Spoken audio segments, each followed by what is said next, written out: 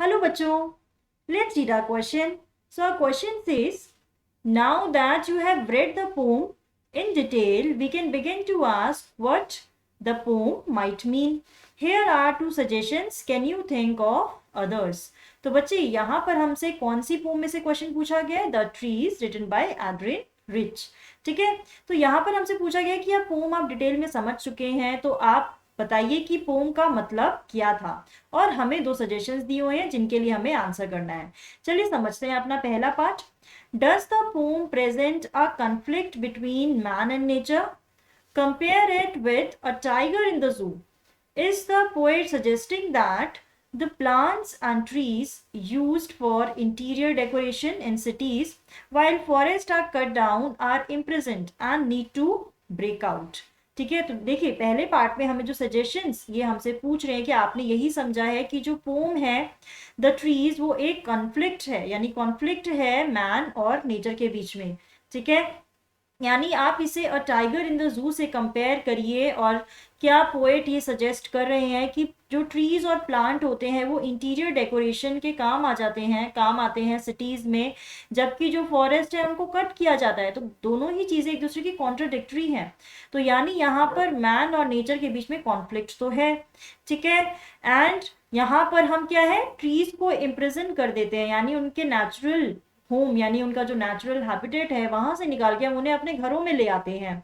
लेकिन उन्हें उनके नेचुरल एनवायरनमेंट में ही जाने की जरूरत है, इसलिए वो ब्रेकआउट करते हैं घरों को. ठीक है, तो यहाँ पर हमें बताना है कि टाइगर इन द जू और हमारी जो पोम है द ट्रीज है उनके बीच में क्या सिमिलैरिटी है, उन्हें कंपेयर भी करना है हमें. तो हमारा आंसर क्या होगा बच्चे? Yes, the pome present a conflict between man and nature. ठीक है, कॉन्फ्लिक्ट तो बताता है ये. In the pome a tiger in the zoo, the tiger is kept in जू एज अ डिस्प्ले ऑब्जेक्ट. ठीक है, यानी टाइगर इन द जू में भी हमने पढ़ा कि जो टाइगर है उसको जू में रखा गया है, और हमें पता है कि जू में टाइगर बस एक डिस्प्ले ऑब्जेक्ट बन के रह जाता है, लोग बस उसे एंटरटेन होते हैं.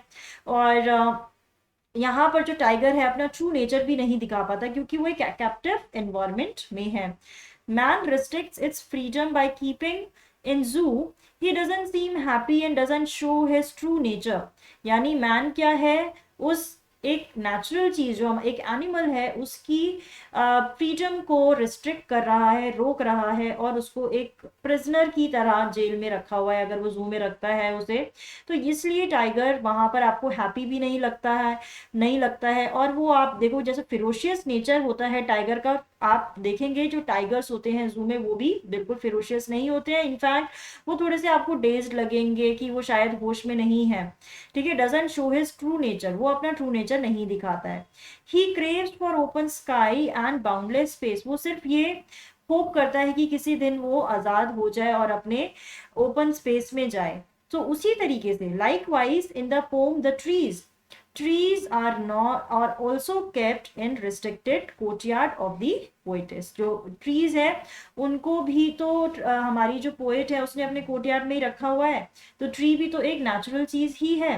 ठीक है, where they grow in cramped space. The trees also need their natural habitat to grow. तो ट्रीज को भी तो चाहिए कि उन्हें खुला स्पेस चाहिए अपनी पूरी ग्रोथ के लिए, पूरा सांस लेने के लिए, ब्रीथ करने के लिए. उन्हें भी यानी कि वो घरों में रखने के लिए नहीं है बल्कि उन्हें फॉरेस्ट में ही रहना चाहिए, जबकि हम फॉरेस्ट में से ट्रीज को काटते हैं और फिर अपने घरों में लगाते हैं एज अ डेकोरेटिव मटेरियल. ये दोनों ही पोम इस चीज की तरफ हमें पॉइंट कर रही है कि that we are always try to keep nature in our home. ठीक है, but on the other hand we are destroying it. ठीक है, we are not analysing it, we are not realising it कि आप उसे डिस्ट्रॉय कर रहे हैं अगर आप उसे घर में बंद करके रख रहे हैं. ठीक है, तो in both the poems the poet is destroying nature and degrading it's quality. यानी कि हम अगर उसको घर में रख रहे हैं, देखिए अगर आपने जो शेर है या फिर आपके जो एनिमल्स हैं उनको भी जू में रखा हुआ है तो वो भी अपनी नेचुरल फ्रीडम नहीं इंजॉय कर रहे हैं, अपनी लाइफ इंजॉय नहीं कर पा रहे हैं, अपना ट्रू नेचर नहीं दिखा रहे हैं. और अगर नेचर को आपने अपने घर में रखा हुआ है, यानी कि ट्रीज प्लांट किए हुए हैं बड़े बड़े अपने घरों में लगाए हुए हैं, तो वो भी आपको जो ट्रीज हैं उनकी हेल्थ का ध्यान बाहर रखना चाहिए, ना कि उन्हें घरों में लाके रखना चाहिए. Both the tiger and the trees deserve to be in their natural environment. Human keeps tiger for its own entertainment and benefit and keeps trees in his courtyard as a decorative material.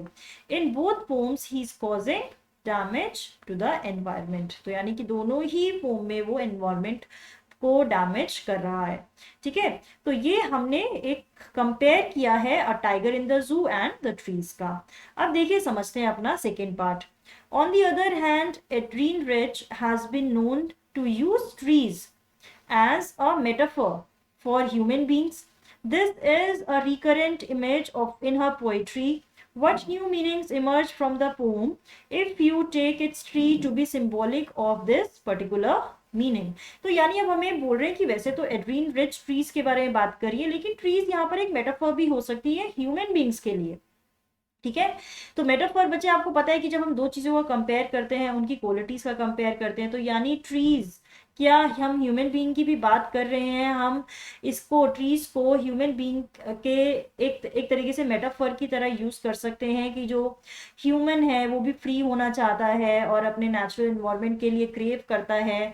ठीक है, तो यहाँ पर वो कह रहे हैं कि ऐसी ही कोई इमेज आप सोचिए और ऐसा कोई मीनिंग अगर इमर्ज होता है पोएम का आपकी द ट्रीज का, तो आप उसे एक्सप्लेन करिए. ठीक है, तो बच्चे इसका आंसर आप कैसे लिख सकते हैं. If we take trees as a symbol for women, तो यानी हमने क्या किया, ट्रीज विमेन को सिंबलाइज कर सकती है, विमेन के लिए मेटाफर बन सकती हैं. और कैसे, if we take trees as a symbol for women who are constantly struggling for their freedom, respect and equal rights in society. क्योंकि जो women है वो भी तो बहुत ज़्यादा struggle करती हैं, वो भी तो restricted हैं, अपने घरों में बाहर नहीं निकल पाती हैं, तो वो भी constantly struggle कर रही हैं अपनी freedom के लिए, respect के लिए and equal rights के लिए. For a long time the women suppress their desire to live an equal and free life as men, कि बहुत लंबे टाइम से वेमेन ने अपनी डिजायर्स को सप्रेस्ड किया हुआ है कि वो एक इक्वल और फ्री लाइफ जी सके आदमी की तरह. Fortunately with education and constant efforts she is achieving her goals and crossing the boundaries of a house, कि वो भी अपने घरों से निकल रही हैं एजुकेशन की हेल्प से और अपने एफर्ट्स से, अपनी हिम्मत से अपने गोल्स को अचीव कर रही हैं. तो बच्चों इस तरीके से हमने पहले पार्ट में tiger in the zoo and the trees का कंपेयर किया है. सेकेंड पार्ट में हमने अपनी पोम द ट्रीज को ही एक दूसरा सिंबल दिया है, यानी उनको बताया है कि भाई हम ट्रीज को एज अ मेटाफर विमेन के लिए यूज कर सकते हैं. तो बच्चों I hope you have understood the answer. All the best.